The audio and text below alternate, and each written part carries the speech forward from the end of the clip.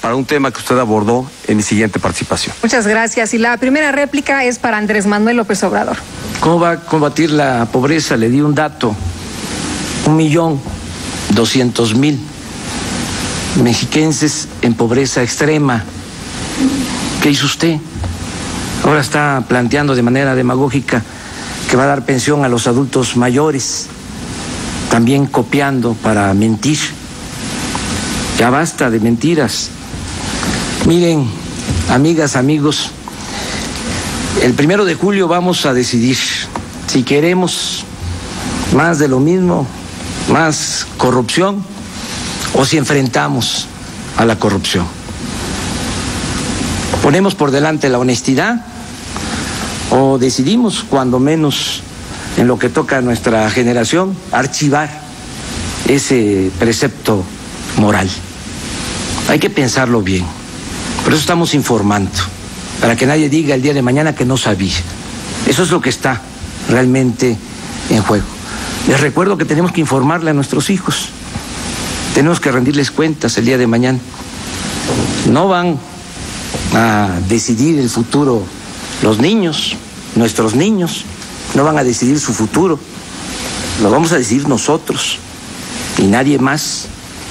Por eso, actuemos de manera consecuente. Muchas gracias. Tiene la palabra Josefina Vázquez Mota. Gracias, Lupita. He recorrido el país, lo he caminado y conozco la pobreza. Fui secretaria de Desarrollo Social e impulsé con enorme vigor el programa Oportunidades. Las becas se ampliaron no solamente de primaria a secundaria, las becas se ampliaron de secundaria a bachillerato. En este sentido de una seguridad social más amplio, quiero reiterar lo siguiente: vamos a eliminar las cuotas obrero-patronales para que la generación sea menos costosa y miles de jóvenes y mexicanos puedan acceder a esto. En mi propuesta de sistema de seguridad social, no solamente tenemos garantizadas las pensiones y este seguro temporal de desempleo, vamos a dar libertad para que cada mexicano se atienda en el sistema de salud que más convenga y una cuenta bancaria que garantice a los niños de México llegar a la educación superior. El otro lado de la moneda es sin duda la economía. En materia de superación de la pobreza, no olvidaré al campo. Me comprometo a cero pobreza alimentaria para que nadie carezca de la canasta básica de los alimentos.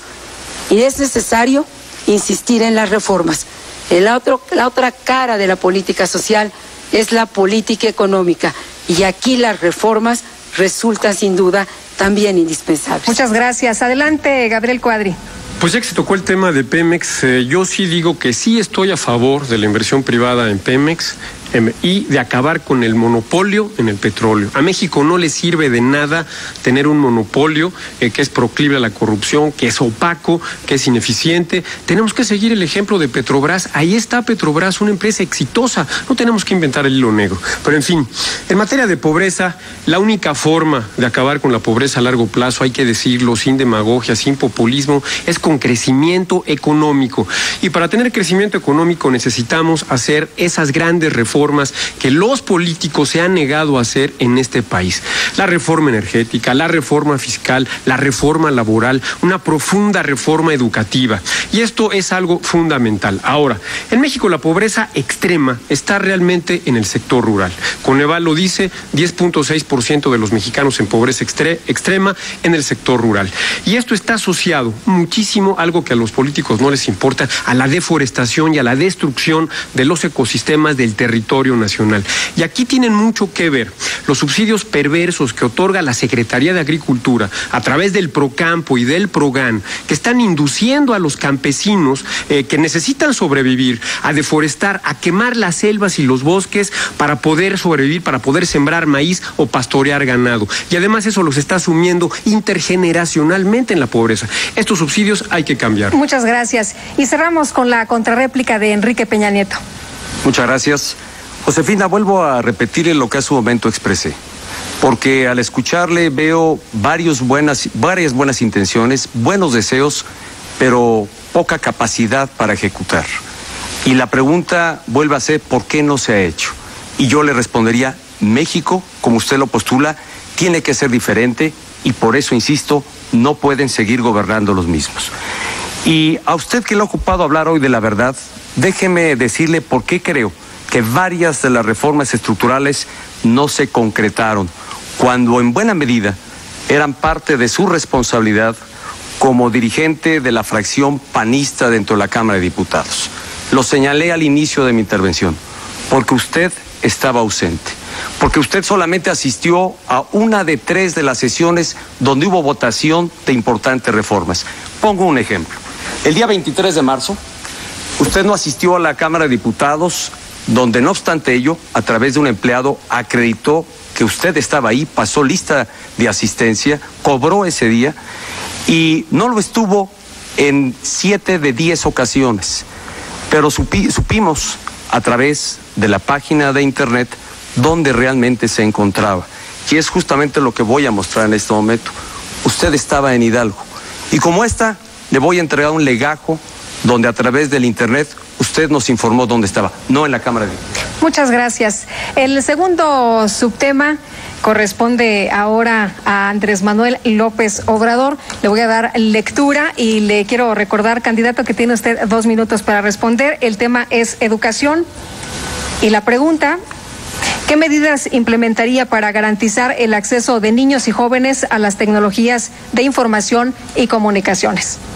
Dar todas las facilidades, mejorar la calidad de la enseñanza, y un instrumento es el que tengan acceso todos los estudiantes al Internet, pero no pensar en los aparatos, en todos estos programas que se han aplicado, que se han implementado y que quedan ahí arrumbados. Esto se tiene que hacer en acuerdo con maestros, con padres de familia, para que todo este equipo no se deteriore y realmente se utilice.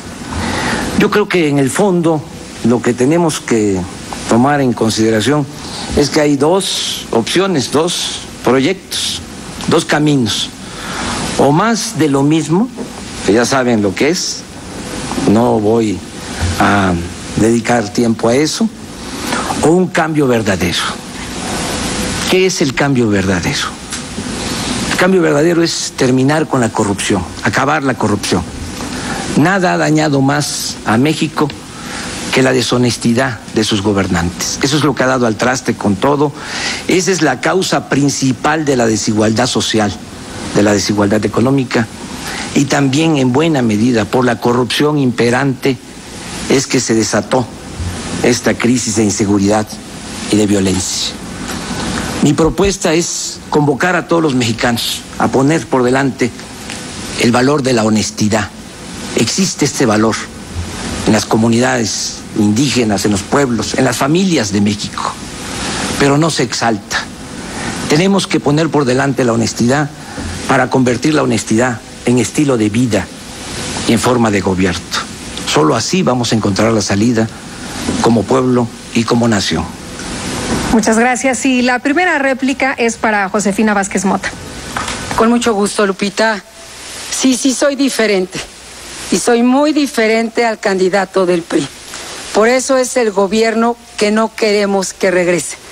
Soy diferente porque en mi gestión como secretaria de Desarrollo Social logramos que 9 millones de mexicanos superaran la pobreza. Mientras, como ya se ha dicho aquí, el Estado de México entregó cuentas muy diferentes. Sí, soy diferente, porque he tenido una trayectoria de honestidad y puedo verlos a los ojos. Sí, soy diferente, porque vengo de 2 gobiernos que no han endeudado ni hipotecado la vida de sus hijos. Soy diferente porque vengo de un proceso democrático de mi partido y no me ungió un presidente de partido como el candidato del PRI, cuyo tesorero está prófugo de la justicia, acusado de lavado de dinero. Sí, soy diferente, porque qué bueno que ya no rebate con Transparencia Mexicana como el segundo estado de mayor corrupción.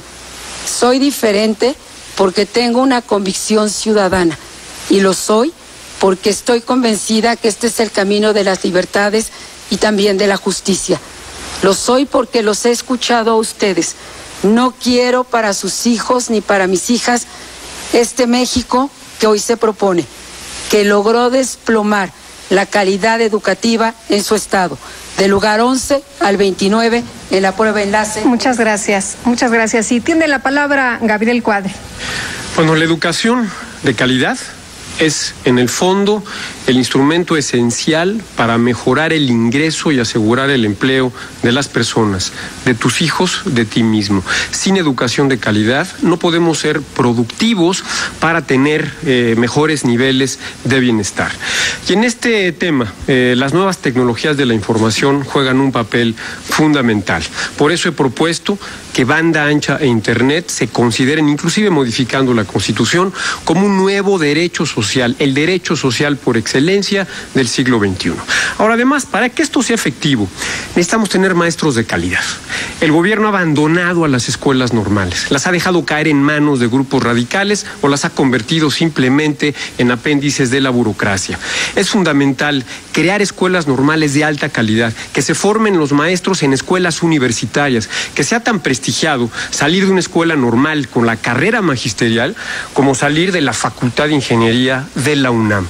Necesitamos darles a las normales autonomía, presupuesto propio, personalidad jurídica y desde luego otro tema esencial, la evaluación universal de maestros, de directores, de inspectores y también la evaluación de los secretarios de educación pública, porque no se vale improvisar políticos como secretarios de educación pública, y evaluación por un organismo autónomo, independiente del sindicato e independiente también del gobierno. Muchas gracias. Ahora tiene la palabra Enrique Peña Nieto.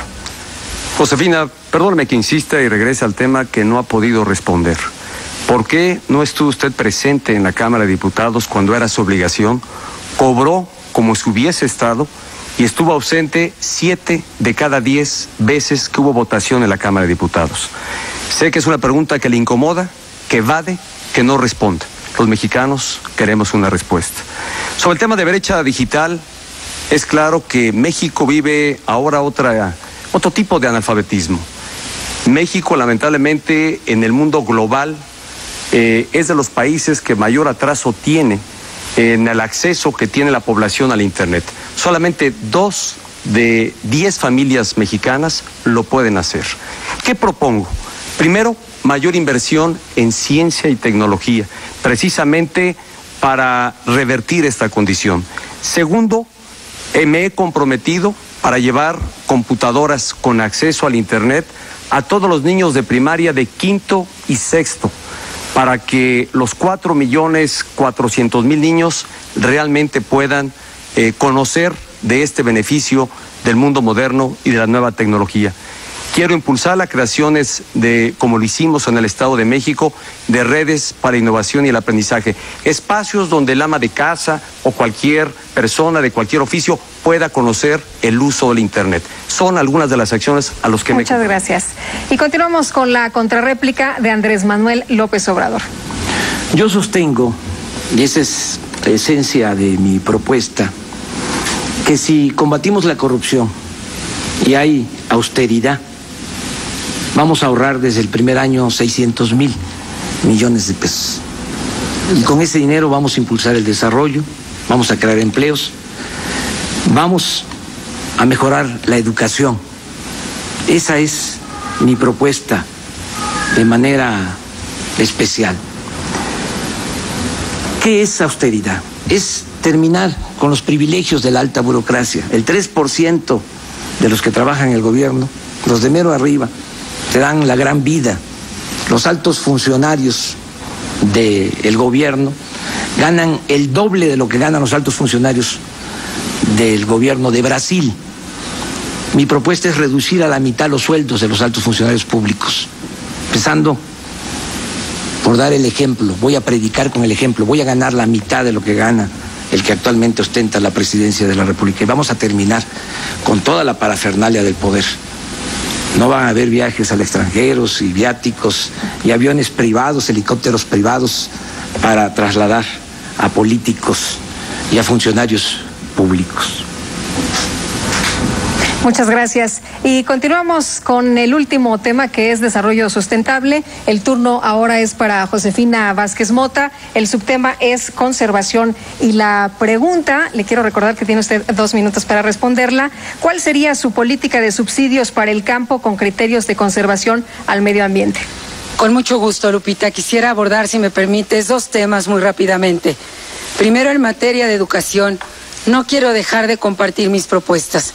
Escuelas de tiempo completo para ayudar a los niños a educarse más y mejor. Escuelas donde los niños tengan acceso a la cultura, practiquen deporte y lean libros. Necesitamos seguir impulsando la evaluación de los maestros, capacitándoles de mejor manera. Y aprovecho para saludar a las maestras y maestros de México que están del lado de la calidad de la educación y son la gran mayoría. La Alianza por la Calidad se tiene que convertir en ley, porque cada paso que damos hacia atrás en materia de evaluación estamos condenando la educación de nuestros hijos. En materia de desarrollo sustentable, hay que hacer una revisión profunda de los subsidios.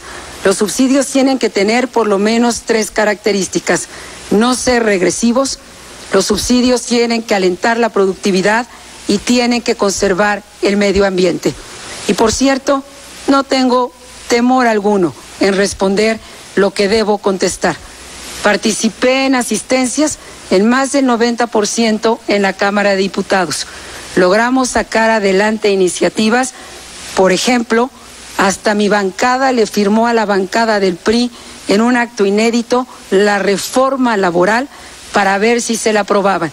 Si el candidato del PRI tiene algunas otras consideraciones, que las presente ante las instancias correspondientes.